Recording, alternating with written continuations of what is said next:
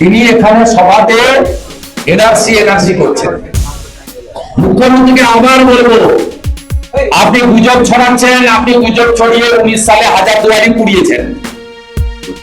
আপনি 19 সালে শামসিতে rail line উপড়েছিলেন, মেলডাঙ্গা রেজিনগরের station পুড়িয়েছিলেন। আপনি আপনার উস্কানিতে 37টা বাস জ্বলেছিল সাঁতরাগাছিতে। আপনি সিএএ কে এনআরসি বলে বাংলাকে আগুন লাগিয়ে দিয়েছিলেন, পুরো ট্রেন চলে গেছিল হাজারদুয়ারিতে। আমি মুখ্যমন্ত্রীকে এবং তার সরকারকে বলবো, সুপ্রিম কোর্টে এসআইআর এর পার্টি হতে চেয়েছেন, দ্যাটস ইউর ওন বিজনেস, কিন্তু দয়া করে এসআইআর বলুন, এনআরসি বলবেন না।